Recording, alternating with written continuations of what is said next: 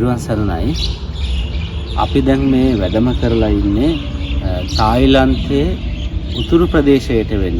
එහෙම නැත්නම් ඌබර්න් කියන ප්‍රදේශයට වෙන්න තියෙන ඊටාම විශේෂ විහාරස්ථානයක් වන්දනාමාන කරන්න. මේ ඓතිහාසික පුදබිම 7 වන 8 වන සියවස්වල ඉදි වුණ බව තමයි ධර්මයේ මේ ඉතිහාස කතාවල සඳහන් වෙන්නේ.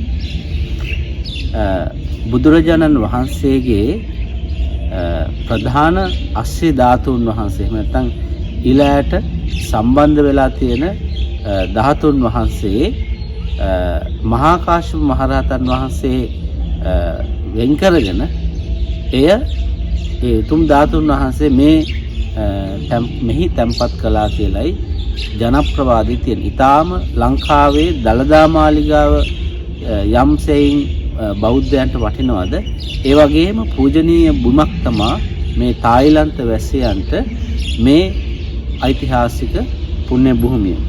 wat pratat පානොම් වෝර මහා විහාරය කියලා තමයි මේකේ නම සඳහන් වෙන්නේ. ඉතින් ඒ වගේම තමයි මේ විහාරස්ථානය මේ ස්තූප රාජානන් වහන්සේ කලකදී බිඳලා තියෙනවා.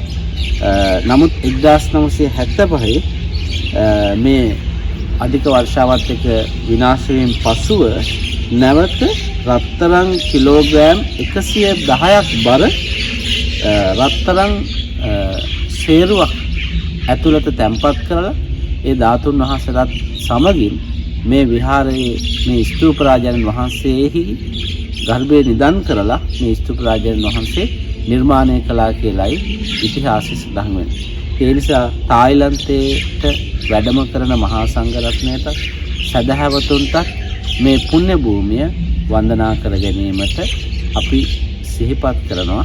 මේ පුණ්‍ය භූමිය ඊතරම්ම පූජනීයයි වැදගත්. තෙරුවන් සරණයි. ආයවතස්සවිගතමිතෝ